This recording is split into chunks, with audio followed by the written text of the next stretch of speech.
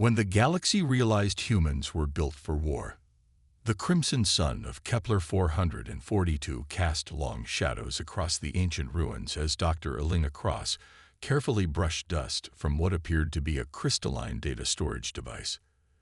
The human xenorchaeologist had spent the better part of 3 years on dead worlds like this one, searching for clues about the galaxy's mysterious past.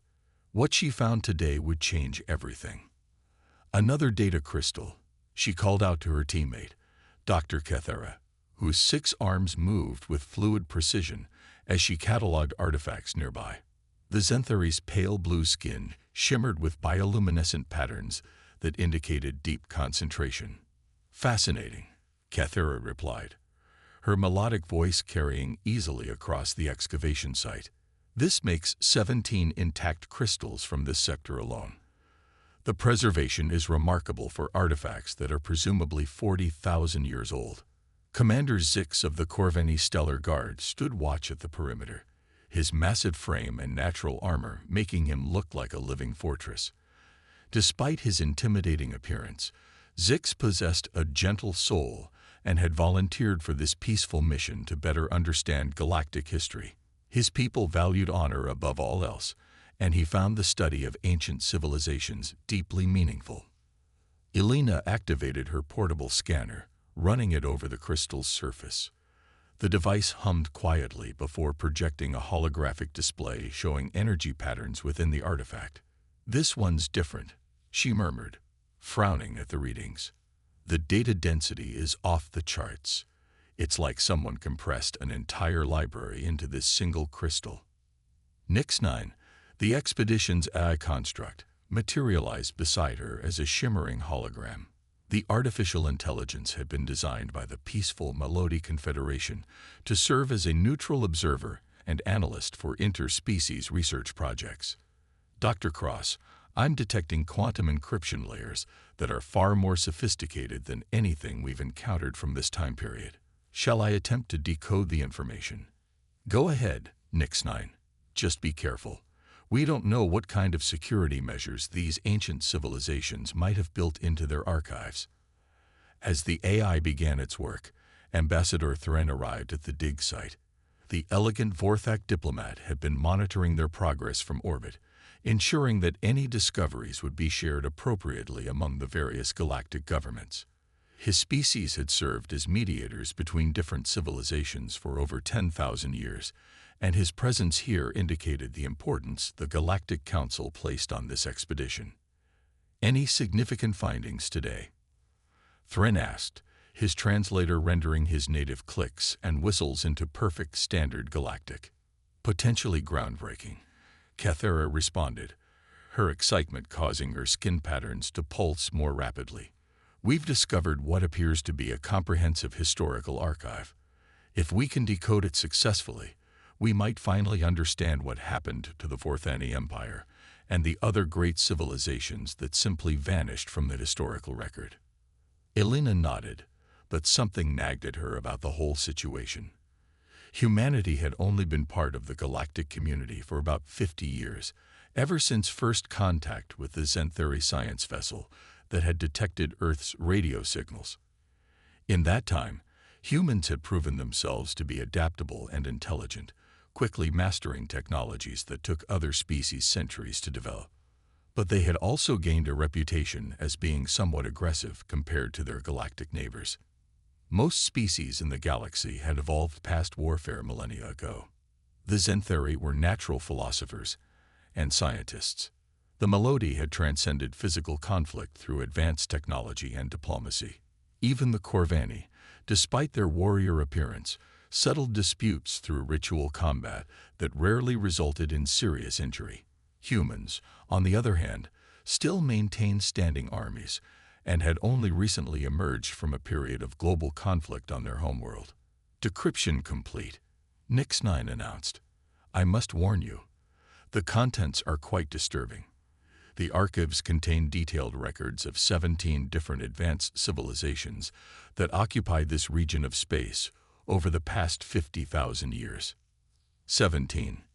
Elena asked, her eyes widening. But we've only found archaeological evidence of 4 or 5 distinct cultures in this sector.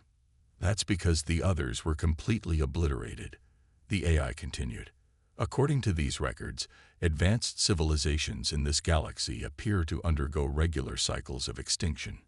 Every 2,000 to 3,000 years, entire species simply disappear, leaving behind only scattered ruins and fragments of their technology. Commander Zix stepped closer, his massive hands clenched into fists.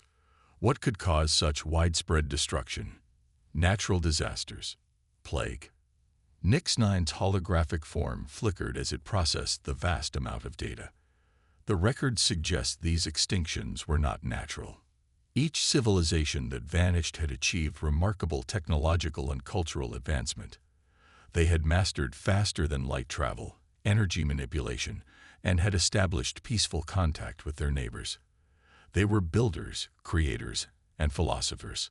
What happened to them? Kathera asked, though her glowing patterns had shifted to colors that Elena had learned indicated fear or distress. They were destroyed by something the ancient records refer to as the Devourers, extra-dimensional entities that appear in our reality approximately every 50,000 years. These beings seem to target advanced, peaceful civilizations specifically. Ambassador Thren's feathers ruffled with agitation. Extra-dimensional invaders. That sounds like primitive superstition. Surely there's a more rational explanation. I thought so too, Nix-9 replied. Until I found this. The AI projected a detailed star chart showing the galaxy as it appeared 48,000 years ago. Hundreds of civilizations were marked in blue, representing peaceful, advanced societies. Then the display fast-forwarded through time, showing civilization after civilization winking out of existence in a pattern that spread across the galaxy like a plague. The pattern is undeniable, the AI continued. Every civilization that survived long enough to develop beyond basic interstellar travel eventually faced the Devourers, and every single one of them lost.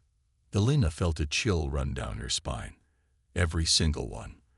Then how is our current galactic civilization still here? That's what troubles me most, Nix-9 responded. According to these calculations, the next incursion should have occurred approximately 2,000 years ago. We're overdue. The team stood in stunned silence, each processing the implications of this revelation. Finally, Commander Zix spoke up. Perhaps the Devourers are gone. Maybe something changed in the cosmic environment that prevents their return. Or perhaps, a new voice interrupted. Something changed about the galaxy's inhabitants. They turned to see another crystal beginning to glow on a nearby pedestal. This one activated on its own, projecting the hologram of an ancient being that none of them recognized. The creature was tall and ethereal, with features that seemed to shift and flow like liquid starlight.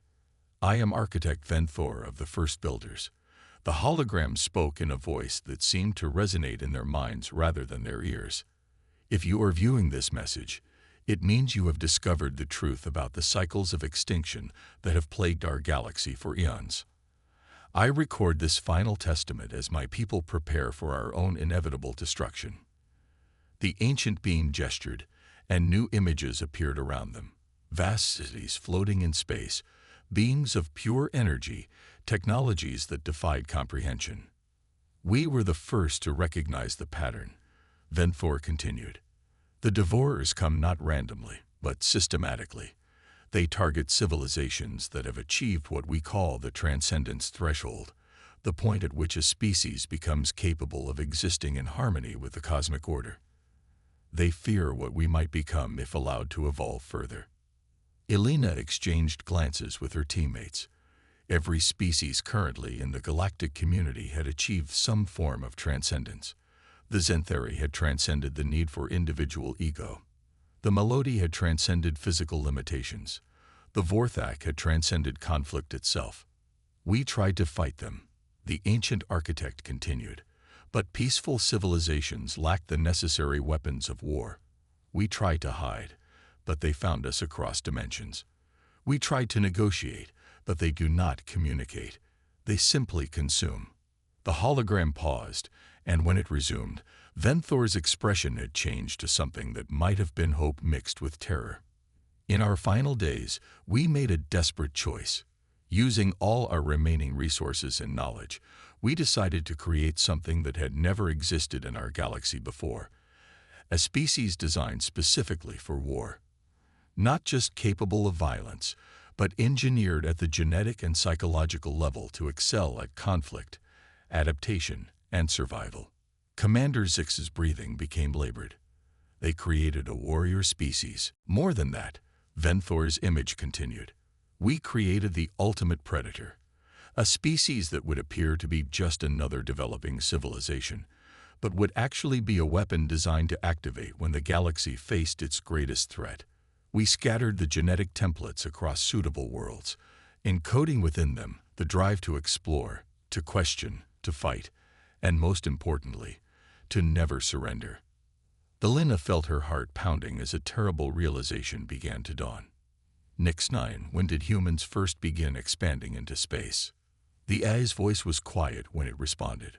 Approximately 50 years ago, Dr. Cross, which coincides exactly with when the Devourers were scheduled to return. Ambassador Thren stepped backward, his feathers now standing completely on end. You're suggesting that humans are this weapon, this created warrior species.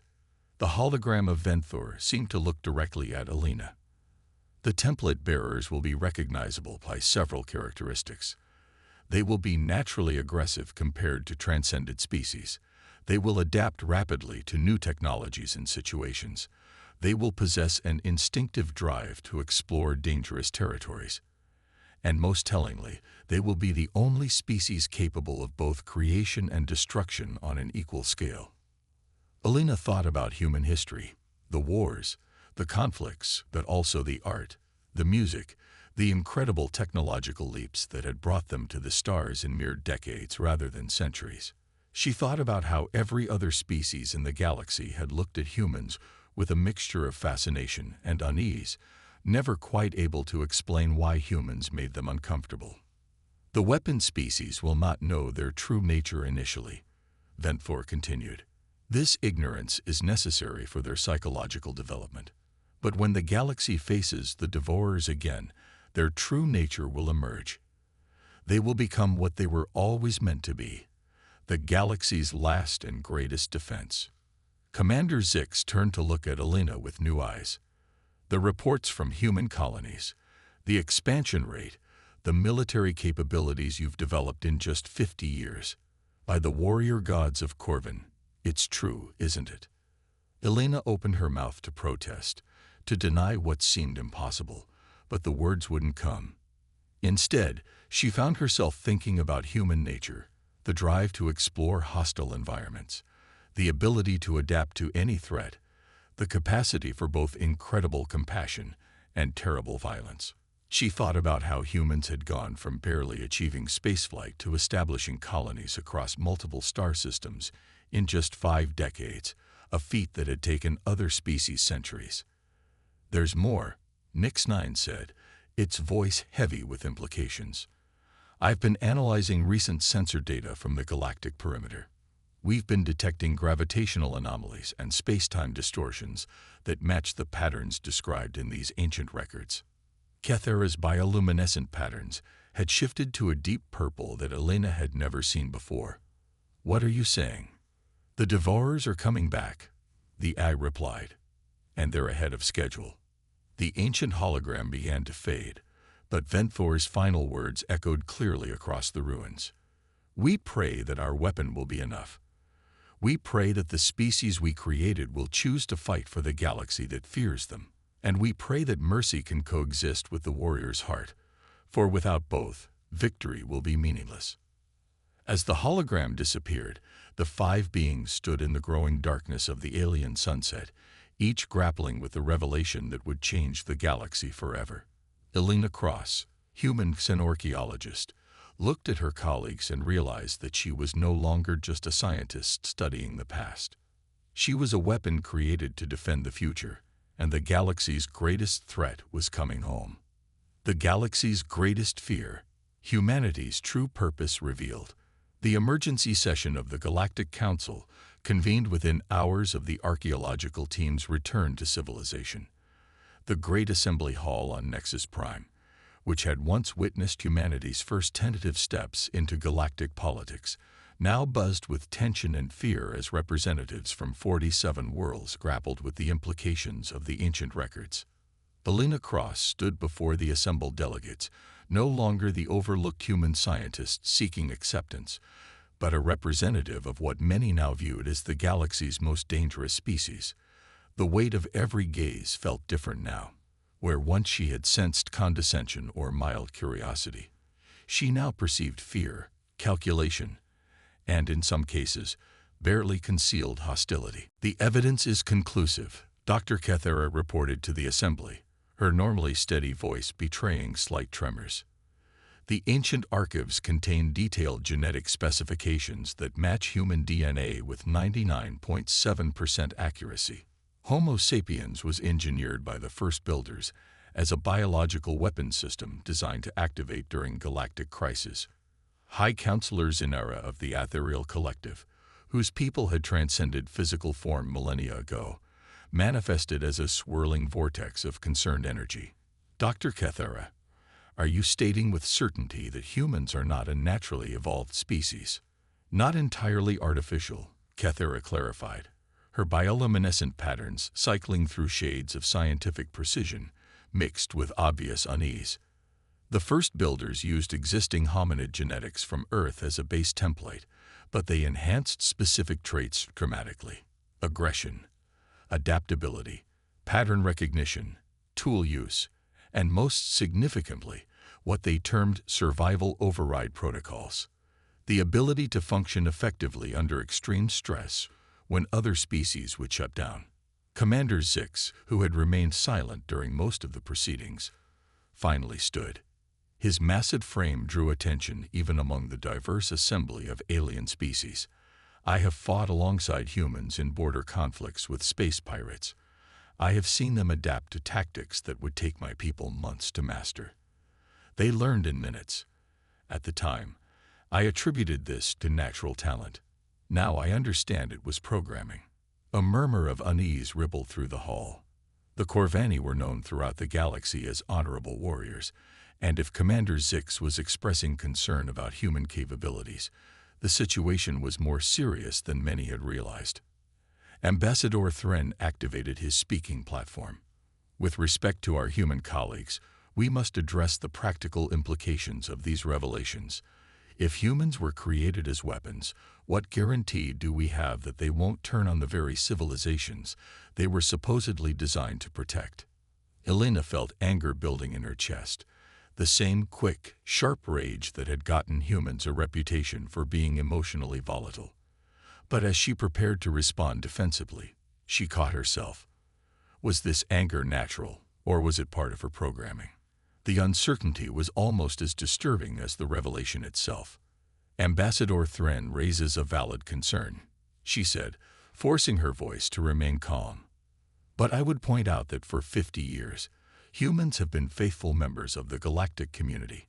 We've shared our technology, participated in joint scientific ventures, and helped resolve conflicts peacefully wherever possible, while secretly expanding your military capabilities faster than any species in recorded history," interrupted Consul Dravik of the Hylian technocracy. "Your species went from chemical rockets to quantum drives in 30 years. You've established fortified colonies on hostile worlds that other species wouldn't dare to visit, and your reproduction rate far exceeds what your resources should support, almost as if you're preparing for large-scale casualties." Elena opened her mouth to argue, but realized that everything Dravik said was true. Humans had indeed been expanding and militarizing at an unprecedented rate, justifying it as necessary for survival in a dangerous galaxy. But what if those instincts weren't purely defensive? Nix-9 materialized at the center of the chamber, its holographic form more solid than usual to command attention. "Honorable delegates, I believe we are approaching this revelation from the wrong perspective. The question is not whether humans pose a threat to us. The question is whether we can survive what's coming without them." The AI projected new data into the hall's central display. My analysis of the ancient records and current sensor data indicates that the Devourers will arrive in this galaxy within the next 18 months. Based on historical patterns, they will target our most advanced civilizations first: the Aetherial Collective, the Zenthari Science Consortium, and the Melody Confederation. High Counselor Zinera's energy form pulsed with what might have been considered alarm. Are you certain of this timeline? The gravitational distortions at the galaxy's rim are accelerating, Nix-9 confirmed. Additionally, I've detected quantum resonance patterns that match descriptions from the ancient archives. The Devourers don't just travel through space, they tear holes between dimensions. And those holes are getting larger. Dr. Elena Cross accessed her personal data files and projected human military assessments into the shared display. If Nix-9 is correct, then we need to prepare for a war unlike anything this galaxy has ever seen. The ancient records describe the Devourers as entities that exist partially outside our reality. They're immune to most energy weapons, they can phase through conventional matter, and they feed on the life force of entire civilizations. Which brings us back to the humans, Commander Zix said grimly. According to the first builder's specifications, the weapon species was designed with specific capabilities to counter extra-dimensional threats: enhanced spatial awareness, resistance to psychic manipulation, and most importantly, the ability to conceptualize and implement strategies that peaceful species would never consider. Elena found herself thinking about human military history, not just the wars, but the incredible innovations born from conflict. Humans had developed nuclear weapons, biological warfare, electromagnetic pulse devices, and countless other tools of destruction that most galactic species found morally reprehensible. At the time, she had been somewhat ashamed of her species' violent heritage. Now she wondered if that heritage might be the galaxy's only hope. There's something else, she said, accessing more data from the ancient archives. The first builders didn't just create humans as soldiers. They created us as generals. Look at these genetic modifications: enhanced pattern recognition for strategy, improved stress response for command decisions, and increased empathy, specifically calibrated to understand and predict the behavior of multiple species. Ambassador Thrin's feathers rustled with agitation. You're describing a species designed to manipulate and control others. No, Elena replied, finally understanding the full scope of what they were facing. They designed a species capable of uniting others against a common threat. Every successful human leader in history has shared certain traits: the ability to inspire diverse groups to work together, to make difficult decisions under pressure, and to adapt strategies based on rapidly changing circumstances. The implications hit the assembly like a shockwave. Humans weren't just weapons. They were battlefield commanders designed to coordinate the galaxy's defense against an enemy that had destroyed every previous civilization. Suddenly, the chamber's emergency alarms began blaring. The main display shifted to show incoming reports from the galaxy's perimeter monitoring stations. Long-range sensors were detecting massive space-time distortions approaching from multiple vectors. "They're here," Nix-9 announced. "The Devourers have arrived 18 months ahead of my projections. The first wave is approaching the outer rim colonies." Panic spread through the assembly as delegates began receiving urgent communications from their homeworlds. The peaceful species that had governed the galaxy for millennia suddenly found themselves facing a threat they were psychologically and technologically unprepared for. Elena stood up, and for the first time since joining the galactic community, she spoke with the full authority of a species bred for command. "We can debate the ethics of our creation later. Right now, we have a war to fight, and every species in this galaxy needs to decide whether they're going to let fear divide us or let necessity unite us." High Counselor Zinera's energy form stabilized into something approaching determination. "What do you propose, Dr. Cross?" "Stop thinking of us as a threat and start thinking of us as your military advisors," Elena replied. "The first builders gave us the instincts and knowledge needed to fight this war, but we can't do it alone. We need your technology, your resources, and your trust. Commander Zix stepped forward. The Corvani pledge our support. We may be warriors, but we recognize superior tactical knowledge when we see it. Dr. Kethera's patterns shifted to colors Elena had never seen before. Complex hues that seemed to indicate a mixture of fear, hope, and resolved determination. The Zentheri Science Consortium will provide whatever technological support you require. One by one, the other species added their support, though Elena could see the fear still present in their eyes. They weren't just afraid of the Devourers. They were afraid of what humanity might become during the war, and what role humans might demand in the galaxy afterward. As emergency klaxons continued to sound and reports of the first attacks began filtering in, Elena realized that the galaxy was about to discover not just whether humans could fight the Devourers, but whether a species created for war could choose to be something more than their programming when the battle was won. The ancient weapon had awakened, and the galaxy would never be the same. Outside the Great Assembly Hall, human military vessels that had been dismissed as patrol craft began revealing hidden weapon systems that dwarfed anything in the galactic arsenal. Humanity's true nature was about to be unleashed, and even Elena wasn't sure whether the galaxy should be more afraid of the Devourers or of what humans might become in the process of defeating them.